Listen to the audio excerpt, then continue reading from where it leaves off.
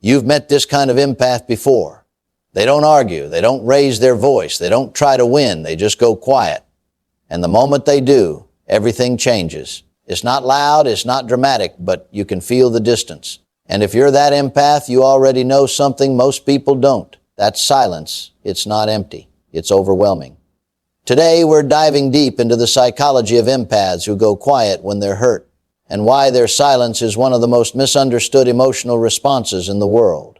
Let's start with what everyone gets wrong about empaths. People think when empaths go quiet, they're being cold.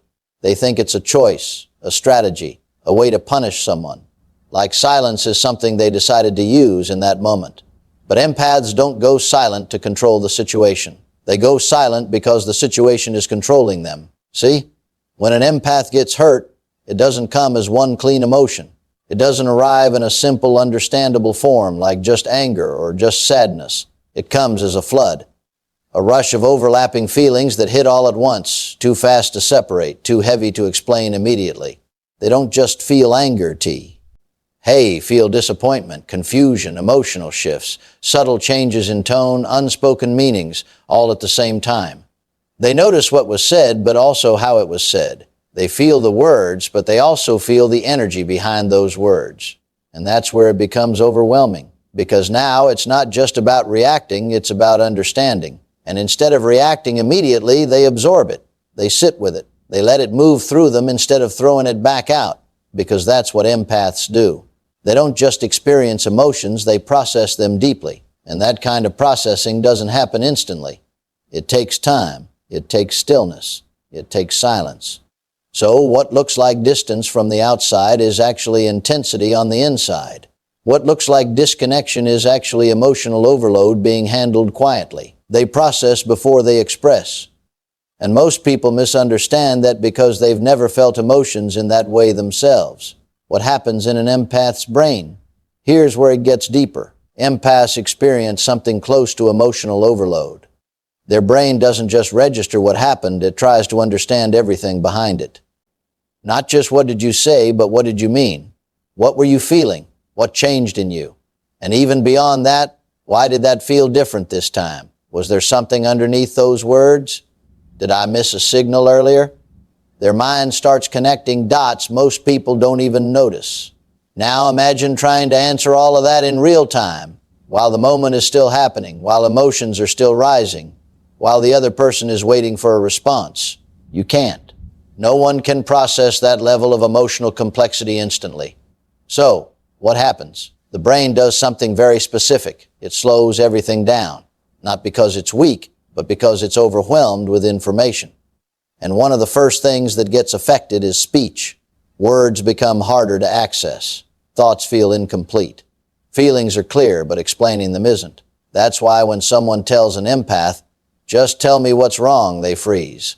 Not because they're hiding something, not because they're being difficult, but because the answer isn't ready yet. It's still forming.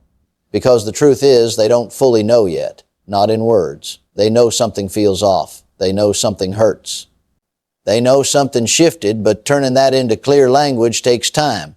Because they're not just reacting to the moment, they're trying to understand it completely. They're still feeling it. Empaths weren't born shutting down, they learned it. At some point, they tried to express their feelings openly. They spoke honestly. They showed what they felt. They trusted someone enough to be real, and it didn't go well. Maybe they were told they were too sensitive, that they were overreacting, that they were making a big deal out of nothing. Maybe their emotions were dismissed, brushed off like they didn't matter. Or worse, they were understood in the moment, but later those same feelings were used against them, thrown back in arguments, twisted, turned into something they regretted sharing. And experiences like that don't just disappear. They teach you something quietly, repeatedly. So they adapted. Not in a dramatic way, but in a gradual, almost invisible shift. They started holding things in, filtering what they say, thinking twice before opening up, until one day they realized something powerful. It's safer to feel everything than to say everything, because feeling is private, but speaking makes it vulnerable. So, instead of becoming less emotional, they became more controlled, more observant, more careful with their words, more aware of how much they reveal. They didn't stop feeling deeply, they just stopped expressing it freely. And over time, silence became their safest place, a place where they could process without being judged, where they could feel without being corrected, where they could understand without being interrupted. And once silence becomes safety, it's very hard to let it go. Here's what nobody sees. When empaths go quiet, their mind gets louder. What looks like stillness on the outside is actually intense movement on the inside. They replay everything, every word, every tone shift, every pause in the conversation, every subtle change in energy that most people would completely miss. They don't just remember what was said, they remember how it felt. The exact moment something changed, the second the energy shifted, the small detail that didn't sit right. And once that starts, it doesn't stop easily. They ask themselves, did I miss something? Was that intentional? Did they mean it the way it sounded? Am I overthinking or finally seeing? G, clearly. They go back and forth again and again, trying to find clarity, trying to separate assumption from reality, trying to understand whether what they felt was real or imagined. Their silence is not emptiness. It's analysis, deep, constant, exhausting analysis. The kind that doesn't switch off just because the moment is past. While others move on quickly, laugh it off, ignore it, or forget it, empaths stay with it. They sit in it.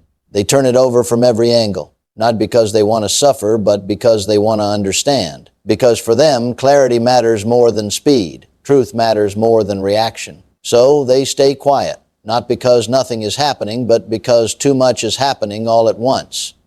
And they won't leave it until it makes sense. Here's what nobody sees. When empaths go quiet, their mind gets louder. What looks like stillness on the outside is actually intense movement on the inside. They replay everything, every word, every tone shift, every pause in the conversation, every subtle change in energy that most people would completely miss. They don't just remember what was said, they remember how it felt. The exact moment something changed. T, he seconded the energy shifted. The small detail that didn't sit right. And once that starts, it doesn't stop easily. They ask themselves, did I miss something? Was that intentional? Did they mean it the way it sounded?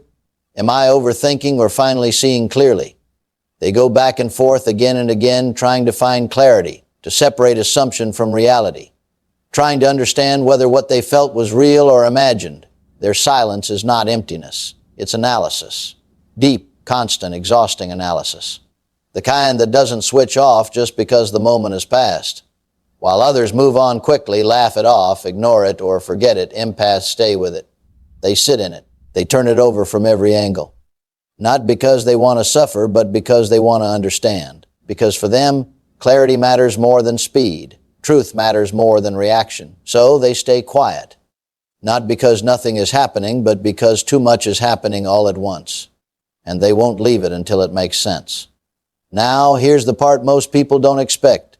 Empaths don't go quiet just to protect themselves. They also do it to protect you. Because when an empath is hurt, they see everything clearly, too clearly. Not just the surface level issue, but the patterns behind it.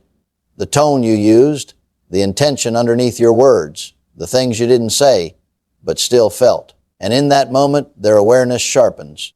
Almost like everything slows down and they can see the situation for exactly what it is. And if they spoke in that moment, they wouldn't hold back. Not out of anger, but out of truth. Raw, unfiltered truth. The kind that isn't softened yet. The kind that hasn't been processed or refined. In that truth, it can cut deep. Not because they want to hurt you, but because accuracy in its raw form can be uncomfortable. It can expose things. It can reveal patterns. It can say things that are very hard to hear. So instead of saying something they can't take back, they pause. They step away from the moment. They let the intensity settle before they respond. They wait. They regulate. They give themselves time to turn raw emotion into something thoughtful and controlled. Not because they don't care, but because they care enough not to destroy something in a moment of pain. Because they understand something most people don't. Words said in emotional intensity. City don't just disappear. They stay. So their silence, it's not avoidance. It's restraint. It's emotional responsibility. And in many ways, it's one of the most protective things they can do for both you and the relationship. Here's the problem. Most people don't understand empath silence. They interpret it as rejection. They assume that if you're not speaking, you must be pulling away. So in their mind, your quiet becomes a message. You're shutting me out. You don't care. You're being distant. And because that interpretation feels real to them, they react to it. They push harder. They ask more questions. They demand clarity right now. They chase a reaction, any reaction, because silence makes them uncomfortable. But here's what they don't realize. That pressure, it backfires completely. Because empaths don't open up under pressure. They don't speed up their process just because someone else is uncomfortable. Instead, they shut down deeper. Not out of stubbornness, not to punish anyone, but to protect themselves from being misunderstood. Again, because to an empath, being rushed while they're still processing feels exactly like being dismissed. Like their internal experience. Doesn't matter. Like their timing is wrong. And that feeling, it's familiar. It reminds them of every moment where their emotions weren't given space. So instead of opening up, they retreat further inward. They become quieter, more distant, more guarded. Not because they don't care about the person in front of them, but because they no longer feel safe expressing what's happening inside them. And the irony is, the more someone pushes an empath to speak, the less likely they are to be heard. Because what empaths need in that moment isn't pressure, it's understanding. And without that, silence only gets deeper. What empaths need is simple but rare. They need space without feeling abandoned. Not distance that feels like disconnection, but space that still feels safe. The kind of space where they know you're still there, just not forcing them to speak before they're ready. They need patience without being rushed. Not silence filled with tension, but silence that feels understood. Because for an empath, timing matters. If they speak too early, it won't be clear. It won't be accurate. It won't truly reflect what they feel. So they wait. Not to avoid the conversation, but to make sure. When it happens, it actually means something. They meet someone who understands that silence is not the absence of emotion. It's the processing of it.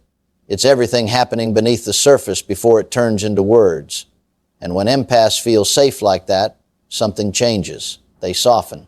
They don't feel the need to disappear as deeply. They don't stay silent as long. Because now their silence isn't being judged. It isn't being rushed. It isn't being misunderstood. And that safety, it removes the need for protection. Because at the core of it, that's what their silence was doing all along, protecting them. But when they no longer feel like they have to protect themselves from you, they start opening up sooner, more honestly, more naturally. Not because they were forced to, but because they finally feel like they can. And for an empath, that kind of safety changes everything. So if you're an empath who goes quiet when hurt, understand this clearly. You're not cold. You're not distant.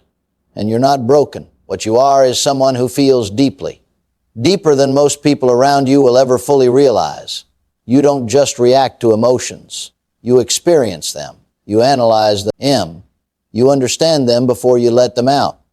You process carefully. You don't rush your feelings just to make someone else comfortable. You don't speak just to fill the silence.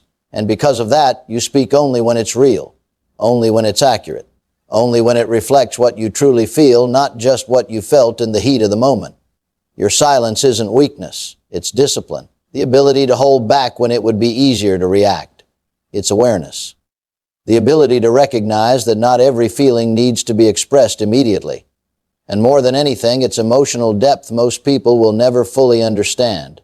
Because in a world where people react quickly, you choose to respond intentionally, and that takes strength. So when you finally speak, it's not noise. It's not scattered emotions or half-formed thoughts. It's truth, clear, considered, meaningful truth. And that's rare. That's powerful. And the right people, they won't fear your silence. They won't rush it. They won't take it personally. They'll respect it.